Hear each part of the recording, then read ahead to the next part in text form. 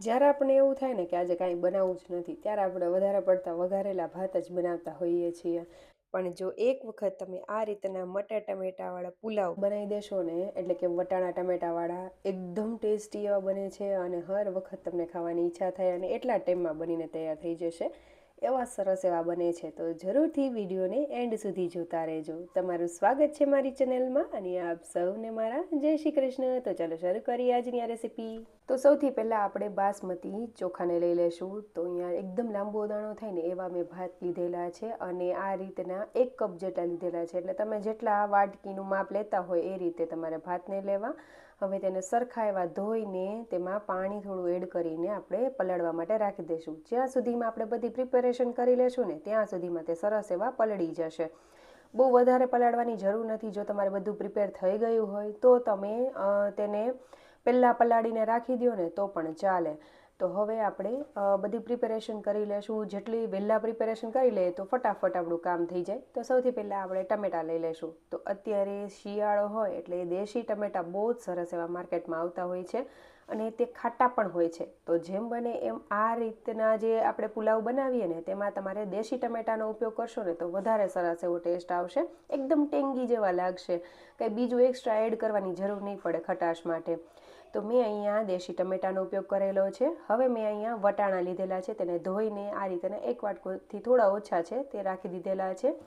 હવે મેં અહીંયા મરચાંને કટ કરી લીધેલા છે, રફલી જ કટ કરેલા છે અને સાથે 2 નંગ જેટલી ડુંગળી લીધેલી છે. તો તમને જેટલી અહીંયા મેં નાના નાના ટામેટાં લીધા હતા એટલે 5 થી 6 ટમેટાં જેવા લીધેલા છે. તમે તમારા ટેસ્ટ પ્રમાણે લઈ શકો છો અને ગ્લાસમાં મેં એડ કરી દીધેલા છે. તેની પ્યુરી આપણે પછી બનાવીશું. થોડી આપણે વઘાર કરી લઈને તો સાથે સાથે બીજું કામ પણ હારે કરતા જશું. ડુંગળીને એકદમ બારીક એવી કટ કરી લેશું. સાથે ચોપર એક લઈ લેશું. તેમાં મરચાં જે કટ કરેલા છે તમે તમારા જેટલી ઘરમાં તીખાશ ફાવતી હોય એટલું એડ કરવું.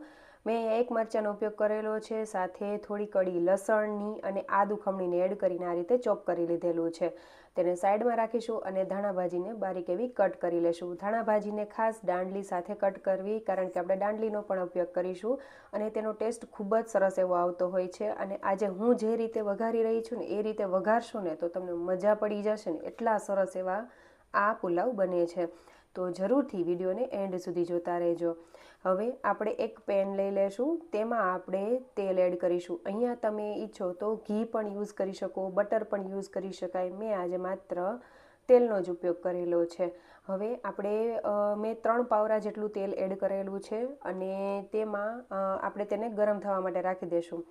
તેમાં એડ કરવાના મસાલા કરી લેશું. તો તેમાં મેં અહીંયા આખી કાળી એલચી એટલે કે મોટો એલચો કહીએ ને એ લીધેલો છે 1 નંગ જેટલો, 3 થી 4 જેટલા લવિંગ અને તજની સ્ટીક લીધેલી છે, બાદિયાનું ફૂલ લીધેલું છે, 2 લીલી એલચીને લીધેલી છે. હવે જે એલચી અને જે એક મોટો એલચી જે છે તેને આપણે થોડું ફોડી લેશું જેથી કરીને તેનો એકદમ સરસ એવી ફ્લેવર આપણા પુલાવમાં આવે.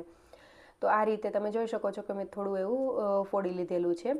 તેલ ગરમ થઈ જાય એટલે 2 સૂકા લાલ મરચાં, તમાલપત્ર અને જે આ સૂકા મસાલા છે એ એડ કરી દઈશું. થોડા એવા ચડી જાય બધા મસાલા એટલે આપણે રાઈ અને જીરું એડ કરીશું. બંને વસ્તુ કકડી જાય એટલે હિંગ એડ કરી દઈશું. અડધું એટલું જે આપણે આદુ મરચાં લસણની પેસ્ટ બનાવી છે ને તેમાંથી અડધી જ મેં એડ કરેલી છે. થોડી એવી સાતળી લેશું અને ત્યારબાદ ડુંગળી ચોપ કરેલી છે તે એડ કરી દઈશું. ડુંગળી થોડી એવી થઈ જાય એટલે આપણે જે કોથમરીની દાંડલીઓ હોય ને એ જ આપણે એડ કરીશું અને બાકી જે બચેલું છે આદુ મરચાં લસણની પેસ્ટ એ એડ કરીશું. તો આ રીતે 2 ટાઈમ પર તમે લસણ આદુ મરચાંની પેસ્ટ એડ કરો ને તેની ફ્લેવર જ અલગ એવી આવતી હોય છે. તો એક વખત જરૂરથી આ રીતે ટ્રાય કરજો. તમને ઘણો બધો ડિફરન્સ દેખાશે અને ટેસ્ટ ખૂબ જ સરસ એવો આવશે. આ રીતે જરૂરથી વઘારજો. હવે આપણે ટમેટાની પ્યુરી બનાવી લેશું અને ડુંગળીને બધું સતળાઈ ગયું છે તો તેમાં આપણે મસાલા કરી લેશું. તો લાલ મરચું પાવડર, હળદર પાવડર, ધાણા જીરા પાવડર અને કાશ્મીરી લાલ મરચું એડ કરેલું છે. લાલ મરચું એડ કરતાં પહેલાં આપણે લીલું મરચું પણ તીખાશ માટે એડ કરેલું છે તો એ પ્રમાણે એડ કરવું. હવે ટમેટાની પ્યુરી એડ કરી દઈશું. સ્વાદ પ્રમાણે મીઠું એડ કરીશું અને બધી વસ્તુને હલાવી લેશું. ઢાંકીને થોડીવાર માટે ચડવા દેશું અને ત્યારબાદ થોડું એવું થઈ જાય તમે જોઈ શકો છો કે ઉપર થોડું થોડું તેલ દેખાઈ રહ્યું છે પણ પાણી થોડુંક હજી છે. એટલે હવે આપણે એમાં વટાણા જે છે તે એડ કરી દઈશું અને હલાવી લેશું. કારણ કે કાચા જ મેં વટાણાનો ઉપયોગ કરેલો છે એટલા માટે હારે થોડા એવા કૂક થઈ જાય. હવે તેને ઢાંકીને થોડીવાર માટે થવા દઈશું અને તમે જોઈ શકો છો કે જે આપણા ભાત છે તે પણ 15 મિનિટ ઉપર થઈ ગયું છે, તો સરસ એવા પલળી ગયા છે. તો જે આ પ્યુરીને એ બધું એડ કરેલું છે, જે વઘાર બનાવેલો છે, તેમાં ગરમ મસાલા પાવડર એડ કરીશું અને ત્યારબાદ જે પલાળેલા ભાત છે તેમાંથી બધું પાણી કાઢીને આપણે ભાત આમાં એડ કરી દેવાના છે. હવે ભાતને હળવા હાથે આપણે ઉપર નીચે જ માત્ર કરીશું, જેથી કરીને ભાત ભાંગે નહીં. અને જેટલા ભાત લીધા હોય તેનું ડબલ પાણી, મેં અહીંયા 1 કપ જેટલા ભાત લીધેલા છે તો 2 કપ જેટલું મેં પાણી યુઝ કરેલું છે. ટમેટાવાળો જે ગ્લાસ હતો તેમાં પાણી એડ કરીને મેં ફરીથી આમાં એડ કરેલું છે.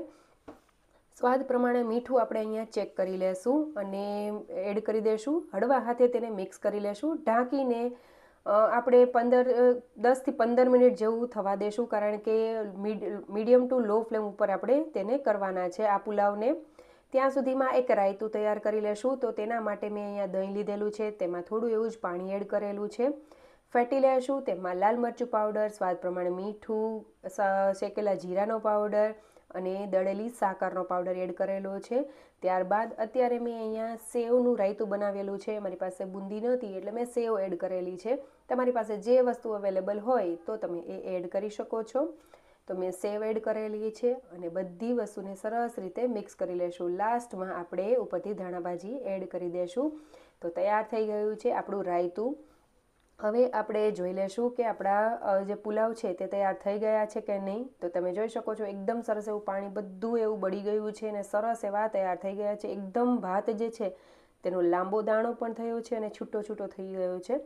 તો લાસ્ટમાં ધાણાભાજી આપણે ઉપરથી એડ કરી દઈશું અને આ રીતે તેને કરી લેશું. થોડા એવા જ ઉપર નીચે કરેલા હતા મેં. હજી આ ગરમ છે એટલે તમને થોડા એવા ભેગા ભેગા લાગશે, પણ જ્યારે તે ઠંડા થશે ને એટલે સરસ એવા છૂટા છૂટા એવા તૈયાર થઈ જાય છે. તો આપણે સર્વ કરી લેશું. ઉપરથી ધાણાભાજીને સ્પ્રિંકલ કરીશું. અહીંયા તમે ઈચ્છો તો તળેલા કાજુ છે, તળેલી કિશમિશ છે એ પણ એડ કરી શકાય. તેનો પણ ટેસ્ટ ખૂબ જ સરસ એવો આવતો હોય છે. પણ આ જે પુલાવ છે તે એકદમ સરસ એવા ખાટા, તીખા, ચટપટા એવા બને છે. એટલે તમે જ્યારે પણ ક્યારે એવું થાય ને કે આપણે વઘારેલા ભાત બનાવવા છે તો એક વખત જરૂરથી પુલાવ બનાવજો અને સાથે રાયતું પણ બનાવજો. અને જો તમે બનાવ્યું હોય તો મને કમેન્ટ કરીને જણાવજો. અને જો આજની રેસીપી સારી લાગે તો લાઇક, શેર અને સબસ્ક્રાઈબ કરજો. કમેન્ટ કરવાનું ભૂલતા નહીં. Thank you for watching.